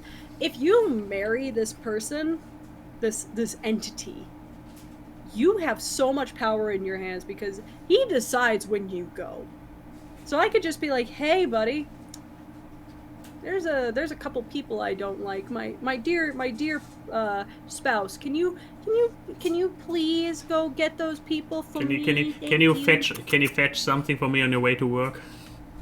Exactly. So I feel like marrying the Grim Reaper has like reaps, for lack of a better word, a lot of benefits compared to Bandit, who I do love, but one, you're marrying into children. You know, that's I think Bluey and Bingo are great, but you know, I'm someone who likes to have fun with kids like an aunt and then give them back. I mean, let's be honest, we could probably start with a clean slate. We already murdered one beloved kids TV icon with Bob the Builder. We could probably get rid of Bluey and what's the name of the little sister? Bingo. Yeah, well, I mean, and I the assume missus, that and the missus. I mean, unless it's the 2 timelines are either Chili dies or they got a divorce, and then I guess in the divorce timeline she can just take custody of the kids. But either way, we seem to be on board anyways with the solution of marrying the Grim Reaper. Mm-hmm. And fucking the only one in this lineup who actually seems to have experience on that front. And look, before people are like, are you want to go with the box, I meant to say box, the box-shaped blue dog? Let me tell you something. There's a literal article from an Australian newspaper where the editor talked about her becoming attracted to Bandit, and the entire article was basically a furry awakening. There's a whole generation of people who probably have had a furry awakening from Bandit. Nice. Because, you know, both are probably a generation of furry awakenings and DILF awakenings because of the funny cartoon dog. That is pretty awesome.